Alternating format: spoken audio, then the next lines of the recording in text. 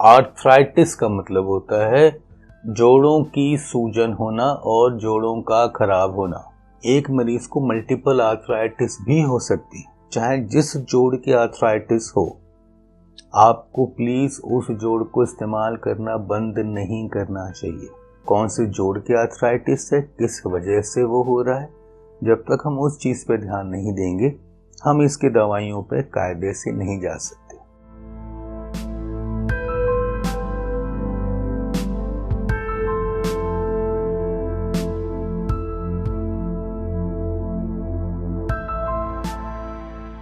Hello दोस्तों, मैं दीपा मेहता आपका स्वागत करती हूँ फोकस चैनल के बॉडी क्लॉक प्रोग्राम में। जैसा कि हम सभी जानते हैं कि यंग एज में हमें कुछ प्रॉब्लम्स होती हैं, लेकिन वो हमें नज़र नहीं आती। उसका असर हमें दिखता है बढ़ती उम्र के साथ। ऐसी एक प्रॉब्लम है अर्थराइटिस। अर्थराइटिस हड्डियों से जुड़ी हुई एक बीमारी है। इसमें जॉइंट्स में सूजन आ जाती है, पेन रहता है, चलने फिरने में दिक्कत होती है। 12 अक्टूबर को वर्ल्ड अर्थराइटिस डे मनाया जाता है। इस डे को मनाने के पीछे सबसे बड़ा मकसद यही है हम लोगों को जागरूक कर सकें कि वो अपनी हड्डियों का, अपनी सेहत का किस तरीके से ध्यान रखें। अगर समय रहते हम अपनी शरीर का, अपनी हड्डियों का ध्यान रखें तो शायद बढ़ती उम्र के टाइम हमें चलने फिरने में दिक्कत ना हो।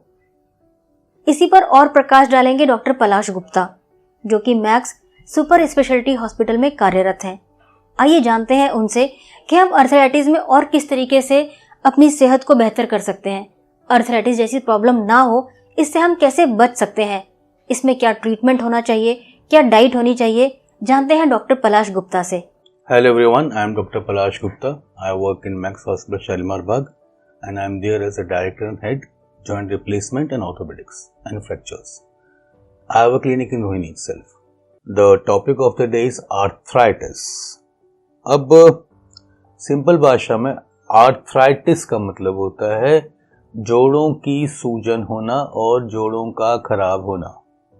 Now let us understand कि आर्थराइटिस क्या क्या है। एक सिंपल आर्थराइटिस होती है यानी ऑस्टियोआर्थराइटिस, जिसमें हड्डियां हमारी उम्र के साथ साथ खराब होती हैं। एक होती है रूमेटॉइड आर्थराइटिस यानी गठिया बहा, जो हम हिंदुस्तान में जानते हैं कि गठिया की बीमारी की वजह से हमारे जोड़ खराब हो रहे हैं। एक एंकालोजिंग आर्थराइटिस जिसमें रीढ़ की हड्डी और पेल्विस की बोनें खराब होती हैं। Gouty arthritis, post traumatic arthritis, psoriatic arthritis, कई तरह की बीमारियां हैं जो आर्थराइटिस कर सकती हैं। तो सिंपल भाषा में समझना यह है कि जोड़ों के खराब होने की बीमारी को आर्थराइटिस बोला जाता है। अब इसका इलाज कैसे करना है? सबसे पहले जब आपको ये समझना पड़ेगा, या आप जिसको भी दिखा रहे हैं, कि आपको आर्थराइटिस किस वजह से हो रहा है। अगर ये 7 वजह से हो रहा है तो 7 की दवा और 7 का फोकस अलग अलग होना चाहिए। क्या आपका आर्थराइटिस ऑस्टियोआर्थराइटिस है, जो आपके एक्सरे और कॉमन ब्लड टेस्ट से पता लगेगा, तो उसकी दवाएं अलग हैं। सिंपल समझने के लिए, अगर हमें छोटे उंगलियों में दर्द है, सुबह हम उठते हैं और हमारे जोड़ स्टिफ होते हैं हाथ के और पंजों के, तो ये रूमेटॉइड आर्थराइटिस होने के चांसेस ज़्यादा हैं। अगर हमें घुटनों में दर्द है, चलने पे दर्द ज़्यादा होता है, हमारे पंजों में दर्द होता है या हमारे कूल्हे में दर्द होता है, तो ये ऑस्टियोआर्थराइटिस, इसकी इलाज अलग होने लगता है। अगर हमें आलती पालती मार के बैठने में दर्द है या हमारी कमर के निचले हिस्से में दोनों साइडों में दर्द बना रहता है, तो ये एंकालोजिंग स्पॉन्डिलाइटिस हो सकती है। तो जो हमें समझना चाहिए कि ऐसा नहीं है कि आर्थराइटिस को आप एक बीमारी मान के चलें। कौन से जोड़ की आर्थराइटिस है, किस वजह से वो हो रहा है, जब तक हम उस चीज़ पे ध्यान नहीं देंगे हम इसकी दवाइयों पे कायदे से नहीं जा सकते। पर जो कॉमन प्रिंसिपल है कि चाहे जिस जोड़ की आर्थराइटिस हो, आपको प्लीज उस जोड़ को इस्तेमाल करना बंद नहीं करना चाहिए। हमारे पास कई मरीज आते हैं जो कहते हैं कि जी हमें घुटने की आर्थराइटिस बताया गया है, तो मेरे घुटने और ना घिसें इसलिए मैंने चलना कम कर दिया है। That is a very wrong concept. किसी भी जॉइंट का आर्थराइटिस है तो आपको उस जॉइंट को इस्तेमाल और यूज करते ही रहना चाहिए। In fact that increases the life of the joint. Diet में क्या लेना है? डाइट में वो चीज़ें जो कैल्शियम और विटामिन डी में रिच होती हैं, हमें वो लेनी है। अब हम वेजिटेरियन हैं या नॉन वेजिटेरियन हैं, उसके हिसाब से हम अपनी चीज़ों को सॉर्ट आउट कर सकते हैं। दूध और दूध से बनी चीज़ें are a very good source of calcium.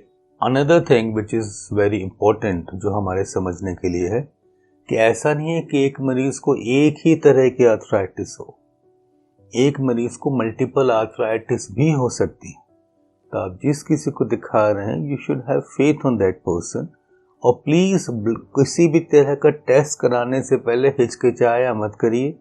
कई बार वो चीज़ें आपके फेवर की होती हैं। फॉर एग्जाम्पल कि किसी मरीज़ को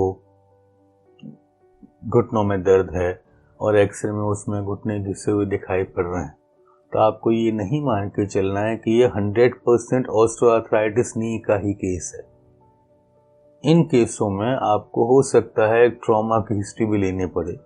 इन केसों में हो सकता है आपको रोमेटॉइड का एंगल भी देखना पड़े कि ये गठिया किसी और वजह से तो नहीं हो रही है, क्योंकि अगर आप एक ही चीज़ को मान के चलते रहेंगे तो इलाज हम शायद प्रॉपरली नहीं कर पाएंगे।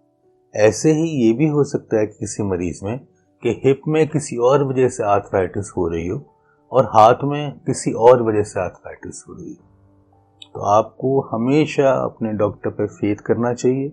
जो टेस्ट हैं आप करा लीजिए। हाँ, ऑप्शंस हमारे पास ये ज़रूर होते हैं कि हम सेकंड थर्ड ओपिनियन ले लें, दैट इज़ ऑलवेज देयर। आप जब भी हड्डियों से जुड़ी हुई प्रॉब्लम को लेकर के डॉक्टर्स के पास जाएं, तो डॉक्टर आपको जो भी मेडिसिन या जो भी टेस्ट करवाने के लिए कहे, आप उसको अवॉइड ना करें, और जो भी आपकी मेडिसिन हैं वो जितने भी दिन या जितने भी हफ्ते या जितने भी महीने का कोर्स है, आप उसको ज़रूर पूरा करें।